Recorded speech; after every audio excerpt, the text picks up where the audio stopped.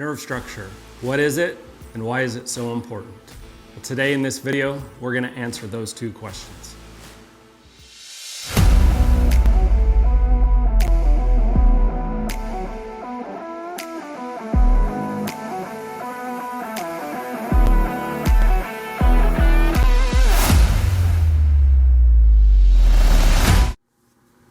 Hello, I'm Chris, and today we're going to discuss the importance of nerve structure in your dog. So when I have a client that calls me up and they have problems with their dog, one of the first things that I try to figure out is what's its nerve structure like. So in order to understand that, let's back up for a second. So when a dog is born, they're born with a predetermined set of genetics and a nerve structure that we can't change. Genetics is what we look at. That's what gives us our breed, the size of the dog, if it's a hunting dog, a retrieving dog, protection dog, a tracking dog.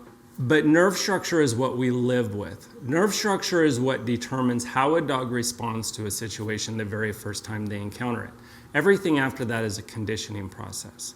So the importance of understanding your dog's nerve structure is actually what allows you to understand what drives them to do what they're going to do. So every dog across the board, they only have three worries in life. They want to know what's expected of them, where are they safe, and where's their next meal. If you look at the core of all three of those, it has to do with survival. If they don't eat, they could die. If they don't know what's expected of them, they could do something wrong and they could die. And if they walk into a situation for the first time, or hear a new noise or a smell for the first time, they want to know if they're safe. Well, the quality of their nerve structure is going to determine how they handle those situations. So, say you have a dog that has a super confident, strong nerve structure. That means that they technically believe the world is made for them. They don't have a care in the world. They're going to go run and explore, say hi to people, play with other dogs. You can basically take them anywhere that you go, and you don't have to worry about your dog showing signs of aggression or barking at people or running away and bolting. Now, if you have a dog that's on the weaker side, doesn't mean that they're a bad dog, but it is important to understand what their nerve structure is so you can learn how to be the leader that your specific dog needs you to be. So if you have a dog that has a weaker nerve structure, that means that they're going to perceive things as threats that aren't. And so in those moments, when they perceive something as a threat that isn't, doesn't matter that it's not a threat. To them, it's as real as it gets. And in that moment, they only have one of four options to choose to try to stay safe, or one of four actions. And that is avoidance, submission, fight, or flight. Avoidance is when they turn their head and look away and they say, "You're not there." Submission is when they maybe lower their head down, go down to the ground, and they say, "I submit to you." Flight is when they try to turn tail and run. And fight is any form of aggression, whether it be barking, growling, showing of teeth, nipping, or biting. And it's always in that order. Sometimes it might take a dog years to go through that. Other times it might take the blink of an eye. Now, there are different levels of quality of nerve structure. I like to put a number system to it.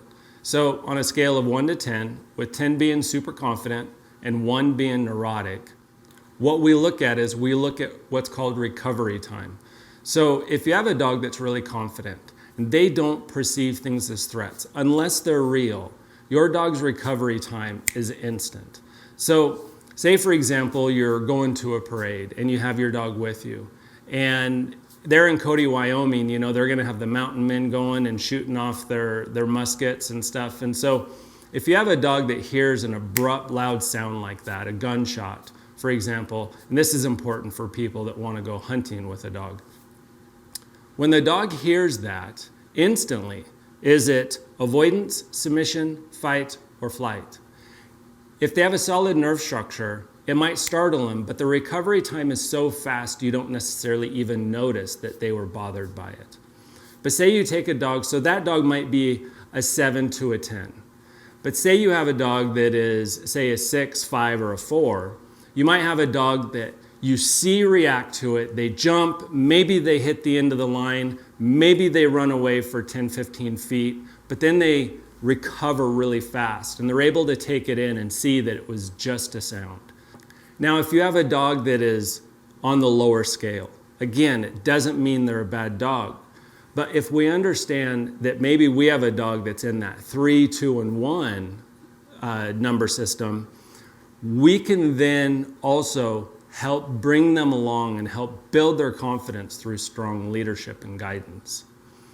But a dog that is going to be in that 3, 2, or 1, they're going to sense something as a threat, and it's going to stay a threat until they go through the gamut of avoidance, submission, fight, or flight. Now, a good example of progression of a dog that sees something as a threat on a regular basis when it's not. Say, for example, your dog is out in the yard and somebody's walking by. They see that person and they immediately think, oh my gosh, what am I going to do? I'm not safe. And so the genetics of the dog gives them more predisposition to bark. If they bark once in that moment, and because the person wasn't a real threat, and that person continues to walk by, the dog, because they're an in-the-moment animal, thinks that it was that action and only that action that kept him safe. And so the next time somebody comes by or they perceive something as a threat, they're more apt to bark again because in their mind it worked for them last time. So then they start to become bold in that. And so they bark, bark, bark. And then it gets to the point where they might rush the fence and just really start barking, even maybe with other dogs, and try to fence fight because they're becoming so confident in that action, bold in that action, when in reality, there was no threat in the first place. And so we really want to understand when we're trying to help our dog through life and be that leader that they need us to be, that we're able to see it for what it is and then be able to learn how to counteract that and show them that fight doesn't keep them safe, but avoidance and submission will. Now, the reason why we don't want to go to flight or want them to think that flight works is because there's nobody out there that wants to run the risk of having your dog flee and now you got to go 3 counties away to pick them up. So ideally, as leaders, what we want to do is we want to be able to invite them into different aspects of our life and have them choose to avoid or submit in those scenarios because that is socially acceptable. But when you have a dog out there and you're walking them on a leash and they're barking at everybody or barking at every other dog, or they're trying to get that, that person that's going by on the skateboard, you end up having a dog that shows that you technically, or shows that you don't have the control that maybe you should have, and that your dog could be a dangerous dog. And that makes people nervous. And so if we can't change a dog's nerve structure through proper communication and leadership, what we can do is we can start to help guide them and recondition them to be how we want them to be rather than how they've learned to be or want to be naturally. Now, there's some misconceptions out there when it comes down to seeing a dog with a weak nerve structure. Now, one of the reasons why we cover a weak nerve structure so much is because there's so many dogs that I get. Over half of the dogs I get in for training come in because they have a weak nerve structure. But some misconceptions out there are this. I get people that call me up and they say, my dog is really protective of me. Well, the question that I end up asking them is, in that moment, was there a real threat? The answer 99.99% of the time is no, we weren't under a real threat. And so then I have to explain to them that it's not because your dog, it's not protection, it's fear-based. There's times when you could be walking a dog and they see something that you're walking towards, and so they stop and then they start barking and they back up to you to touch you. And a lot of people think that the dog is trying to get in between you and the threat so they can protect you. But in reality, they're trying to feel for you to make sure that you've got their back. And that's what pack support is. And so it's important in that moment to not praise our dog for that because we're actually praising the wrong thought process, the wrong action and frame of mind. So majority of the time, your dog is not being protective. Now, out of all the protection dogs that I've ever worked, and in fact, that's how all of this started, was working in Schutzhund or competing in Schutzhund. A dog that is a good protection dog is a dog that is going to be completely friendly until there's a real threat. But so many people go through their life without ever seeing a real threat. If they have a protection dog, they should never see their dog in protection phase.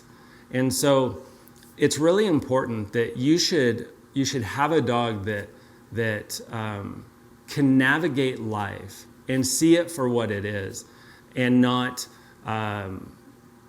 be under a misconception that everything out there is to kill it. Another misconception is a dog will grow out of it, or a dog was abused at a young age and that's why they act the way they did. But if you have a dog for any length of time, say that you adopted the dog from a shelter, and that dog is showing these signs of fear, it's not because it was abused. If it was, then you would actually see it get better. But if it continues on or gets worse, it's because it's the dog's nerve structure. It's not something that happened in the past. Now, the reason why it doesn't get better later on is because, remember, if a dog is choosing an action like fight to try to stay safe, and in its mind it's working, it's actually going to get worse. Remember, I said barking, growling, showing of teeth, nipping, biting, in that order. When a dog becomes confident in the bark, then they start wondering, or they start feeling so confident in that, then it turns to a growl. And then if somebody tries to show them that they're not a threat, and they actually continue to move towards that dog to maybe pet it, to show that it's not a threat, that dog doesn't see the intention of that person. All they see is this threat is continuing to come towards them. And so when that person reaches out, the dog realizes bark's not working, growling's not working, now I have no other option but to nip. And then if they go and nip and bluff at the person and the person pulls their hand away, the dog thinks, okay, that's what I need to do next. And then it gets to the point where they become confident in that nip to where you actually get that bite. But a fear bite is not something where your dog even has the courage to stay in the bite. That's actually a good thing. It's not good that they're biting, but it's good that your dog doesn't have the confidence to stay in that bite.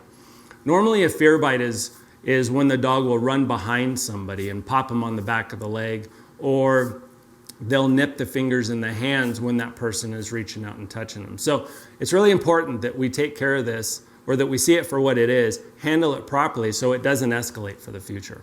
Now, like I said at the beginning of the video, how you can see what the quality of your dog's nerve structure is put them in a situation that they haven't been before. And I'm not talking about just a lot of chaos going on. I'm talking about just a simple leave your home and go to somebody else's house, or try to walk that dog into a place in public, a building or a business that allows you to bring your dogs in. Some people get a misconception of what their dog is, because when the dog lives in the house and they start to learn that laying in this position, or if I do this in this house, this is where I'm safe. Some of you have dogs that if you put them away when you go to work and they start baying and crying and whining and scratching at the crate or trying to get out of the kennel, or they start to destroy the house. And it's because they don't feel comfortable on their own. But if you want to know the quality of your dog's nerve structure, take them out, make loud sounds, go to where kids are riding bikes, go to where there's other dogs, be safe, but watch your dog's behavior. Are their ears pinning back? Is their tail tucking? If it is tucking, how much is it tucking? Is the line of hair going up their back? That's all showing signs of nerves, which means that they're stressed, they don't feel comfortable, they feel threatened. And that should make us really start to be aware of, even if we're putting our dog into situations where that dog is stressful, that we don't need to put him in. Unfortunately, not every dog out there can handle everything society throws at it. So if our desire is to be the best leader we need to be for our dog, we need to be able to understand that we either need to find a way through finding somebody who does really good formal obedience and good structure that's really clear, to give our dogs positions of safety when we're out, or reside in the fact that maybe we have a dog that is going to do much better at home rather than trying to take him everywhere you go. So if you found this video informative and you want to learn more, this is the first of a series of videos that I'm going to be doing of how you can start to learn how to be the leader that you need to be for your specific dog and not create bad behavior without realizing it. So hit that like and subscribe button so you don't miss the next ones. And also remember, dogs are meant to be a blessing to the family. Gain control and have that dog you've always wanted. Thanks, and have a great day.